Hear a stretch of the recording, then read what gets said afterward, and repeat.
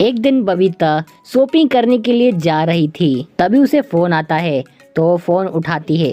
Mobile निकालने से बबीता का 2000 का नोट सोसाइटी में ही गिर जाता है और बबीता फोन पे बात करते करते शॉपिंग करने निकल जाती है।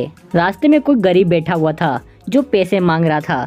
बबीता गरीब को पैसे देने के लिए अपने पर्स में देखती है, तभी वो देखती है कि उसके 2000 का नोट उसके पास नहीं है। बबीता को लगता है उसका 2000 का नोट सोसाइटी के अंदर ही गिर गया है। जब मैं मोबाइल निकाल रही थी तभी शायद गिर गया होगा। फिर बबीता उस गरीब को कुछ पैसे दे देती है और अपनी सोसाइटी की तरफ निकल जाती है। बबीता सोसाइटी के अंदर पहुंच जाती है और वो 3 लोगों को बुलाती है।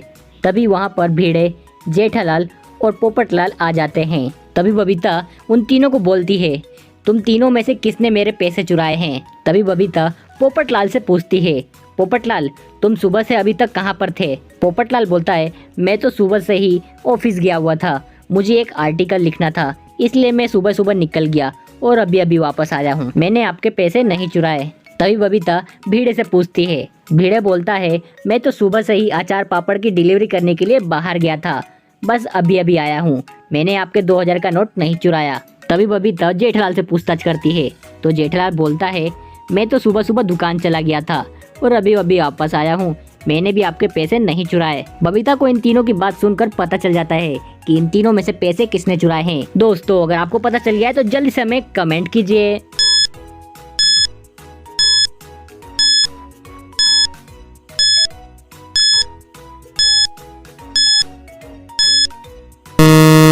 दोस्तों बबीता का 2000 का नोट भीड़े ने चुराया है, क्योंकि अगर आपने ध्यान से सुना होगा तो भीड़े ने बोला था कि मैंने आपके 2000 का नोट नहीं चुराया है, बल्कि बबीता ने तो बताया नहीं था कि उसका 2000 का नोट घुमा है। तो भीड़े को पता कैसे चला कि बबीता का 2000 का नोट घुमा है?